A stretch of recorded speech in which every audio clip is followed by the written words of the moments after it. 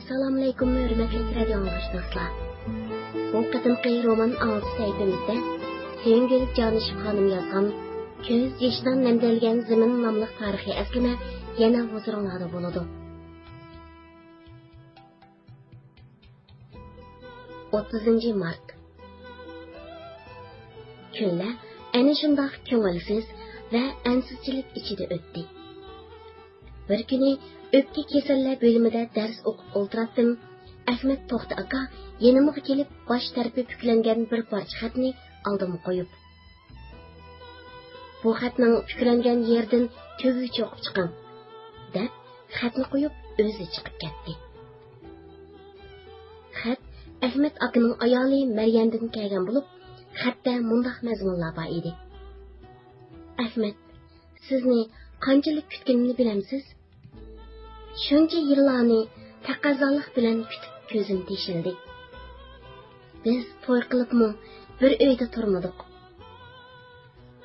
Sizni o'qishni xotirjam tugatib olsin deb chidab kutdim. Shuncha yillar tugab, sizning o'qish bitirish vaqtingiz yaqinlab qolgan sari men cheksiz xushal bo'lib, kunlarni bir-birdan sanab o'tkazib o'tdim. Lekin yaqinda jamoat xavfsizlik nazoratidan odam kelib, G'o'ljida sizning materiallaringizni va ahvollaringizni sizning yaqin do'stlaringizdan egallab tekshirib ketganligini angladim. Yana anglasam, ular Jog'istoyga berib, sizlarning savdodoshlarning materiallarini tekshirib yuribdi. Bu qanday ish? Men buni anglab og'rib qoldim. Siz nemishqa o'ylanmaysiz? Mening sizdan boshqa kimim bor? Men qanday qilaman? Bu gaplarni anglab, yuragim baq qattiq cho'chib turdi, deb yozgan ekan. Men xatni ko'rsatgan yergacha o'qib bo'lib, xatni qatlab etib, ko'nglim bakmi aski bo'ldi. Biz bu yerda ular hech narsa bilmaydi deb xotirjam yuraveribdik. Amaliyotda ular shaharlar aro tekshirish elib berib emasmi? Biror yeb uch topmagan bo'lsa, bular bizni bunchalar markazlik oldi tekshirib ketmaydi, degan xiyol bilan o'tirdim.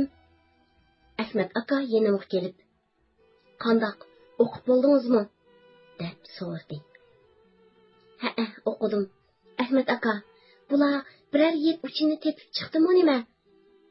Bizning atrofimizdan oylinib ketolmay cho'klab yuriydi. Oramizdan birorsi setildimi ya?" deb so'rdim. "Men mo shundoq o'ylab qoldim", dedi Ahmad aka.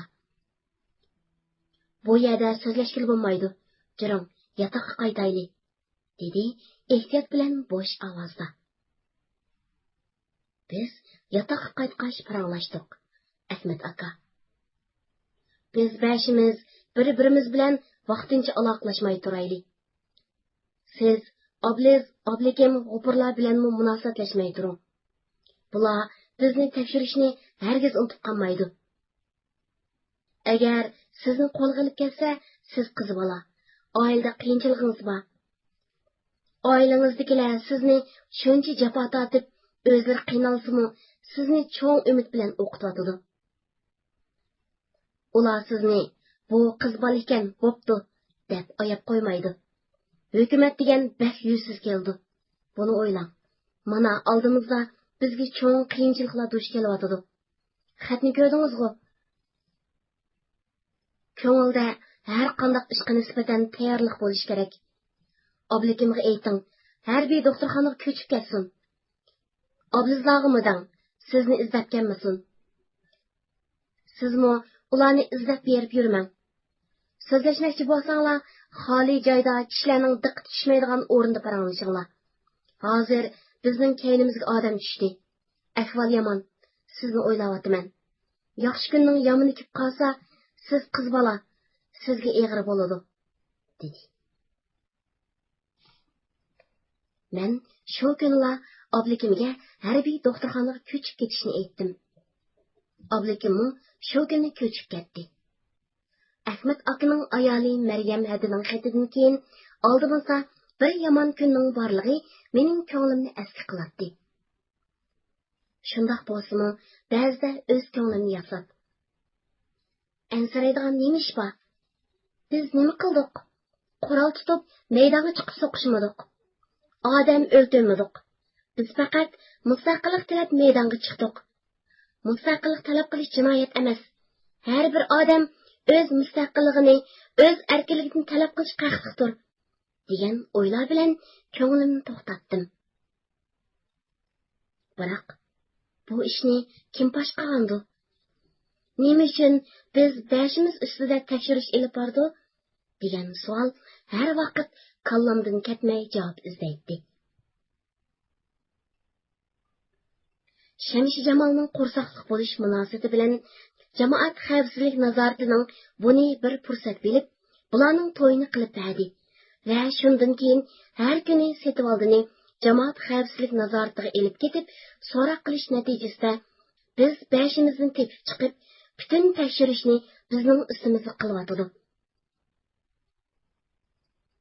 Setvoldi bizning ishimizni bilmaydigan tursa, biz qandoq bo'lib o'tirib chiqib qoldik? Men bu haqda ko'p o'ylandim.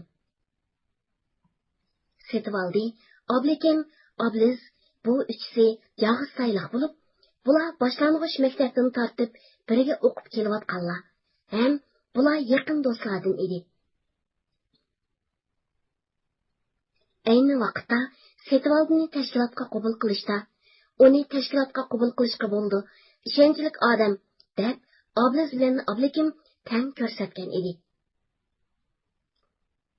Oblikim yoki Obliz Setvoldiga ishonib, tashkilot to'g'risida aniq bo'lmasa-mu, biror narsa degan bo'lsa, u so'roq jarayonida deb qo'ydimikin degan narsa ko'nglimga tushdi. Bu ham bo'ldigan ehtimolning birisi. Oblikim maktabdan ko'chib ketgandan keyinmi har vaqt maktabga kelsa meni yo'qlab xabarlashib ketadi. Ammo keyingi vaqtlarda Oblikimning maktabga kelganligini angladim. Biroq men bilan ko'rishmadi. Oblikim burun cho'chaklik Xadicha degan qiz bilan yurgan edi. Keyingi kunlarda nima uchunki ular ayrilib ketdi. U qiz qo'tir aktiv, chaqimchi bo'lib, qachon qarsa maktab tashkiliga o'quvchilarni chaqishtirib yuradigan qiz edi. Oblikim keyingi kunlarda shu qizning yeniga kelib ketganligini angladim. Bu qanday ish bo'lib ketdi? Oblikim endi nima uchun u qiz bilan yana oralashib yurgandi? U biror xato ish qilib qo'ymasin yana, deb ko'nglimga gumon paydo bo'ldi. Balki o'zini yoshirish uchun shunday qilyotgandigan degan yomon o'ylar ko'nglimga kelib o'tdi. Lekin men Oblikimga qattiq ishongach, yo'q, boshqalar qismi Oblikim fosh qilmaydi, deb ko'nglimdagi gumonni yo'qotdim.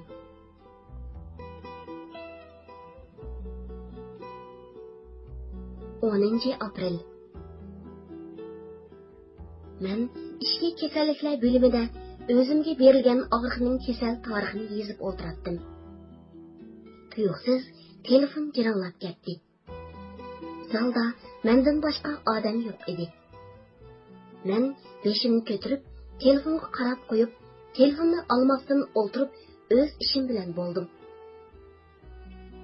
Telefon biroz jiringlagandan keyin sestra ishxonasidan yugurib chiqib, "Nimandaq jiringlab ketdi?" deb qo'yib, telefonni oldi. Ha, bo'ldi, ma'qul, deb trubkani qo'yib o'tib. Yana nima ishdi xudoyim? Barliq milliylar mudiriyat ishxonasiga yig'ilinglar deydi, degan peti oldirab chiqib ketdi. Ko'p o'tmay barliq milliy doktor sestralar xalatlarini yechib mudiriyat ishxonasiga ketdi. Uzun o'tmay ular yana qaytib kelishdi. Boyaqi Uyg'ur sestra qiz xaltini kiyib qayg'urgan holda: "Yana nima ishdan?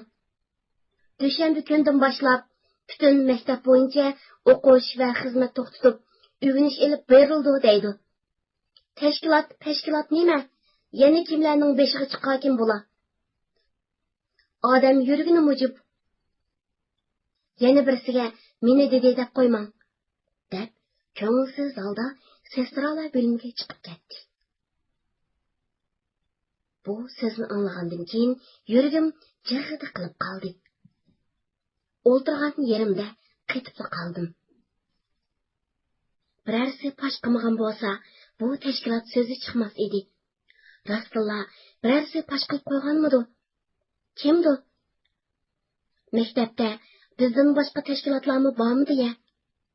Hammani ko'z oldimga keltirdim.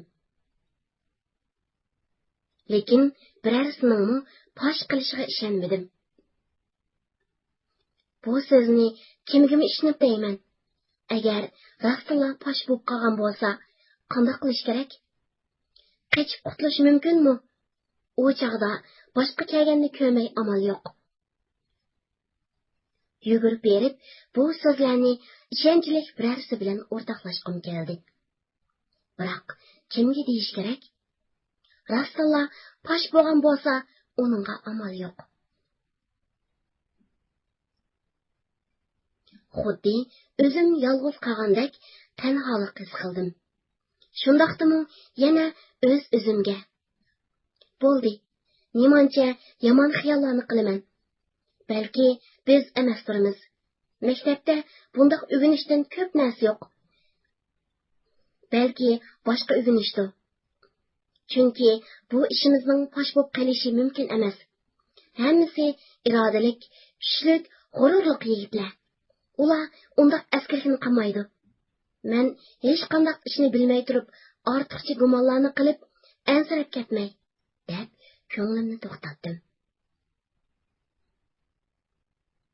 Ana shundoq tegi yo'q xiyollar bilan o'ltirib, tushlik tomoq vaqti bo'lganini bilmay qoldim.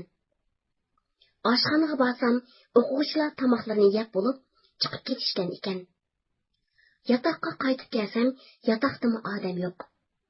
Shuning bilan yotoqda o'zim yolg'iz xiyol bilan o'tirib, kashlik dijorlik vaqtim to'shqanda yana doktorxonaga ketdim.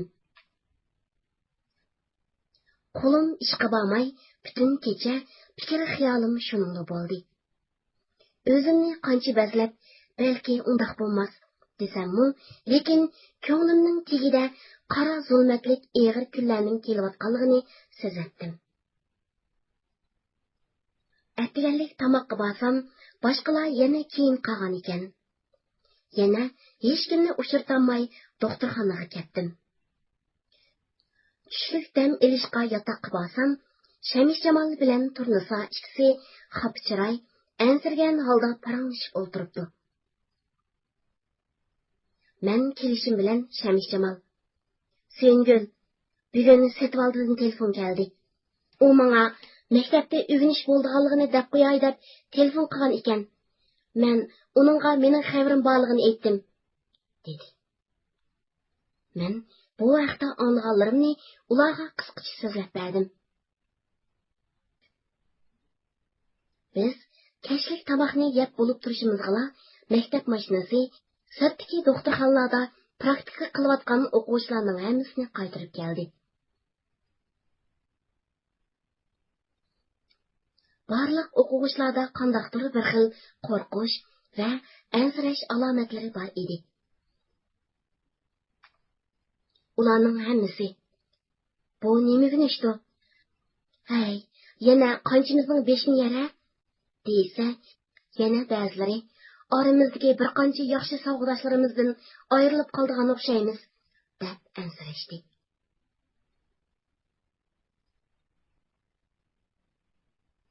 Savg'adoshlarning hammasi burunqidek xushchaqchaq qilib, kulib o'ynab emas, balki eg'ir g'am qayg'u bilan shuk bo'lib, gap qismi asta pichirlashib qilishadi.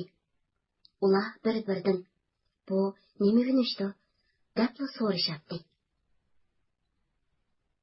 Savg'adoshlarning hammasi bizning yotoqqa yig'ildi. Ular xuddi ayrilish oldida turgan yaqin do'st savg'adoshlardek cho'nqur mehribon, ko'njonlik bilan bir-biriga qarashib, ayrilish hasrati yuraklarini og'ritayotgandek ehtiyot bilan past ovozda so'zlashib o'tirardi. Shu arada yotoqqa Oblikin kirib keldi. U burunqidek emas, sharoq-shuruq tovlab, mag'rur holda erkin va g'amsiz ko'rinadi. U menga burunqidek emas, balki bizni ko'rmagandek parvosiz holda qarab qo'ydi. Hatto o'zining eng yaqin do'stlari Obliz Setvaldilarga gap qilmay, bir qancha aktiv qozoq o'quvchilar bilan chaqchaqlashib chiqib ketdi. Balki o'zini yoshirish uchun shunday qiyofatga kirib olgan bo'lishi mumkin. Uni to'g'ri deb gumonmi qilmadim. Kech kirganda savdoshlarning hammasi chiqib ketdi. Faqat Obliz bilan Setvaldi qoldi. Ular intayin ko'ngilsiz qayg'u bilan o'tiradi.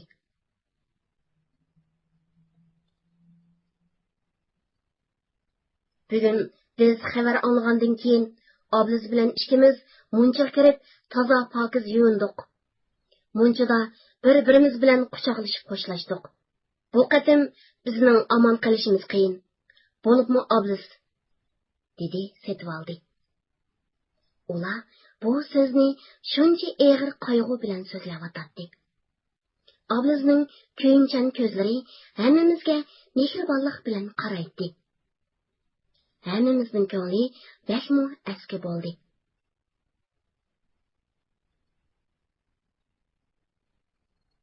Ahvolni bilmaydigan o'quvchilar bo'lsa, o'qish tashlash harakatining boshlamchilari deb qo'lga oldigan bo'ldi deb ansirsa, biz tashkilot posh bo'lsa, hammani qo'ymay qo'lga ilib ketadi deb qo'rqib yurdik. Menmu o'g'illarni tashkilot qatnashdi, birni qo'ymay qo'lga ilib ketilgan bo'ldi deb ulardan ansirabdiman. O'zim to'g'riliq o'ylabni qo'ymabman.